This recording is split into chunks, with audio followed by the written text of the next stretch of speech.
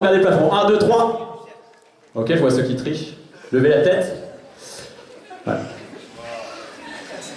Merci, c'est bon. Maintenant que je suis plus serein, en fait, on peut aborder directement le thème du sketch. C'est comment je vis dans mon appartement tout seul. Voilà. Alors, c'est des connaissances que d'aucuns partagent, mais moi, vous allez voir, j'ai un petit peu une relation chelou avec mon appart. Le premier thème que j'aimerais aborder avec vous, c'est le ménage. Voilà. Alors, quand tu arrives dans ton appart, initialement, il est propre, mais ça dure pas très très longtemps. Alors, j'ai inventé ce qui s'appelle la théorie de la relativité générale du ménage. Et pour vous expliquer ce concept un petit peu farfelu, eh ben, j'ai fait un diapo. Voilà. Alors la régie, si je peux avoir le diapo. Non. Ok. Nice.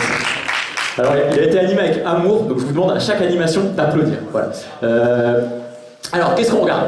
On regarde en fait la note de saleté, qui est une note complètement subjective, en fonction du jour, du nombre de jours qui s'est écoulé depuis le dernier ménage. Alors, on commence par le cycle normal. Hein,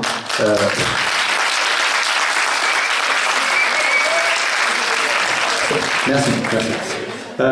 On commence par le cycle normal. Alors c'est un cycle d'une semaine et c'est un petit peu le cycle voilà, normal. C'est-à-dire qu'au bout de ce cycle-là, en général, tu as un individu géniteur de type féminin, aussi appelé maman, qui te dit il faudrait que tu penses à ranger ta chambre.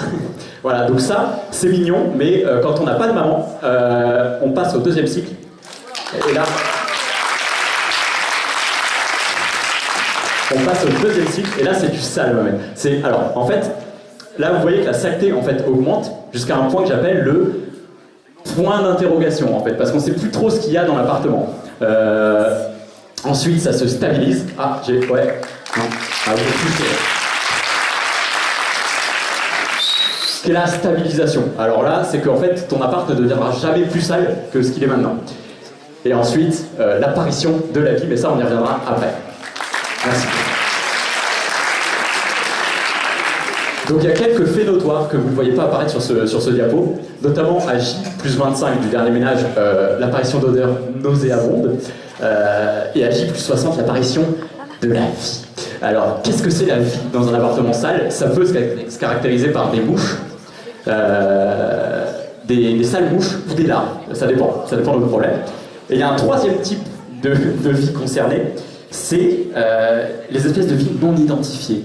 Hein. Mais ça, c'est grave quand vous en arrivez là. Et ce que j'ai oublié de vous dire, c'est que à J+60, très peu de gens n'ont pas fait le ménage pendant 60 jours. Moi, je l'ai fait. Ah, c'est pas une fierté. Et j'ai survécu. Pourtant, je ne suis pas quelqu'un de fondamentalement dégueulasse. Hein. Qu'est-ce que je dois dire après ?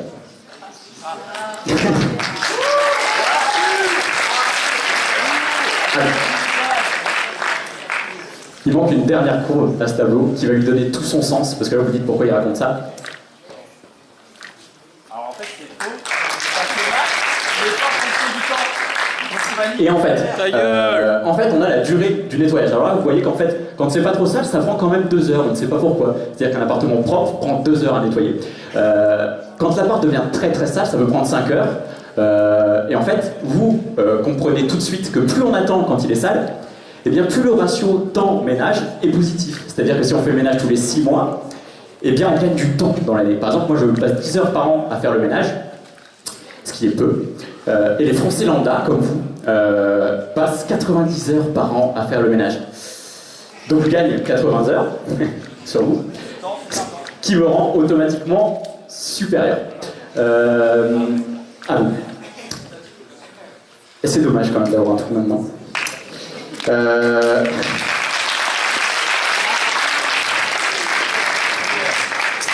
Voilà, donc je gagne du temps sur vous et on verra tout à l'heure pourquoi j'ai besoin de temps supplémentaire.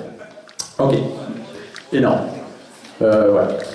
Alors, le deuxième domaine auquel je souhaiterais m'intéresser, c'est la cuisine en fait. Alors, la cuisine, il y a des facteurs qui te rendent mauvais en cuisine très vite. C'est le manque d'infrastructure. En fait, dans mon appartement, j'ai 2 plaques, un four, 2 plaques, un micro-ondes et un frigo. Si par exemple je veux manger des cookies, la seule chose que je peux faire pour en empocher, c'est boire la pâte. Tu vois, je peux pas la faire durcir.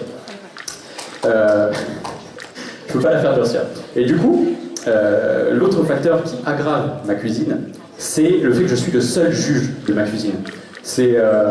comment vous expliquer? En fait, mes pâtes carbo, moi je les trouve bonnes, mais dès que quelqu'un arrive chez moi, c'est une catastrophe. Et ça a une autre conséquence, c'est que je suis original dans le plat. J'ai par exemple proposé à mes invités, moi, un rinardon crème fraîche fromage râpé. Donc jusque-là, un peu gras peut-être hein, pour les puristes, mais tout va bien. Et j'ai quand même rajouté flageolet curry. En vrai, une cuillère, ça fait un repas, donc c'est ça qui est stylé. Voilà. Et le dernier facteur, c'était ma nullité de base en cuisine. Alors, je suis super nul en cuisine parce que la première fois que j'ai cuisiné, j'ai quand même confondu un concombre et une courgette. Alors, pour un petit peu vous exprimer cette confusion, c'est un petit peu comme quand tu prends la mère de ton pote pour sa sœur. Bah, ça n'a pas le même goût en bouche. Voilà.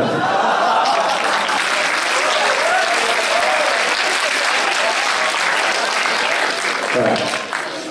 Et ce genre d'originalité de confondre concombre et courgette, en fait, ça m'a amené à faire des expériences culinaires. La plus farfelue d'entre elles, faire cuire un babybel à la poêle. C'est osé, hein, c'est osé. Et ça s'est mal passé. En fait, j'ai cru que j'avais trouvé du pétrole. La vie est apparue dans ma poêle, en fait. La vie est apparue dans ma poêle. Et comme je lis seul chez moi, j'ai beaucoup de réflexions métaphysiques. Je me suis dit, est-ce qu'au fond, on n'est pas un peu tous des babybel sur la poêle du Seigneur? Hein? Réfléchissez-y, réfléchissez-y. Ok, donc il y a un dernier truc qui m'énerve en fait avec la cuisine, c'est les pages Facebook du type tasty, super bon. Ah ouais, c'est super chiant en fait, parce que c'est des vidéos qui durent 3 minutes, qui te donnent un plat méga appétissant. Sauf qu'en réalité, ça te prend 1 heure à 1 heure et demie de faire un truc comme ça. Hein. Surtout quand t'es bloqué à l'étape de l'ouverture du pot de confiture comme moi. C'est dur à avouer, c'est dur. Et ça se trouve majoritairement sur Facebook. Et là, attention, vous avez peut-être trouvé le sketch un peu déconstruit, mais on va parler de Facebook. Et donc de murs, donc déconstruction, vous l'avez. Voilà, ça se voit sur Facebook. Et en fait, les 90 heures que je gagne par rapport à vous sur le ménage, eh ben, elles se retrouvent sur mon utilisation de Facebook. Alors je dois vous avouer un truc, je pense moi-même que j'en fais une utilisation malsaine. Voilà. Par exemple, je sais parfaitement qui vous êtes tous, vraiment, sans aucune hésitation. Je sais aussi qui sont vos amis, voilà. Qui est de votre famille, qui n'est pas. Voilà, c'est malaisant. Et ce genre de malaise, ça m'a permis en fait d'avoir des requêtes du style un proche. Non, quelqu'un me demande de retrouver ses proches à sa place sur Facebook. Et fort de cette expérience, je vais vous partager quelques techniques utilisées pour se dissimuler sur les réseaux sociaux. La première, c'est enlever les voyelles de ce nom de famille. Alors ça bluffe qui hein, en 2018, personne. La deuxième, c'est passer son nom en anglais. Alors ça non plus, ça ne bluffe personne. Hein. Et la dernière méthode, c'est de faire les deux en même temps, c'est-à-dire passer son nom en anglais et enlever toutes les voyelles. Et ça, eh ben, ça m'arrête pas, moi, ça m'arrête pas. Je suis capable de le retrouver quand même. Et ce talent, ça m'a amené à des situations où on m'a dit Arthur, il faudrait que je te présente ma sœur. Et je connaissais déjà sa sœur. C'est pas terrible, c'est plutôt malaisant. Alors malheureusement, il y a des trucs que j'ai remarqué avec Facebook, c'est que ces derniers temps, c'est un petit peu pourri. Beaucoup de pubs, beaucoup de contenu de merde, on pourrait dire. Et surtout, il y a des gens qui l'utilisent mal.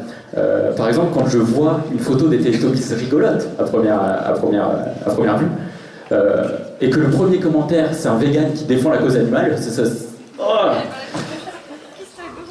ça m'énerve. Et il y a un truc qui m'énerve encore plus que les commentaires des végans, c'est ma famille, en fait. Voilà. La famille sur Facebook, elle veut interagir avec toi, elle veut construire ton mur avec toi. Toi, tu n'as pas envie de bâtir ton mur avec ta famille. Et du coup, ton but à toi, c'est de les empêcher d'interagir avec toi. Mais il y a pire que ça avec la famille, c'est que non seulement ils bâtissent ton mur avec toi, et en plus ils te prennent pour une réserve de vie sur Candy Crush. Alors ça, c'est insupportable. On a tous quelqu'un dans notre entourage qui chaque matin reçoit la demande de son père « Aurais-tu une vie pour Monsieur Picterin ?» Non, c'est chiant.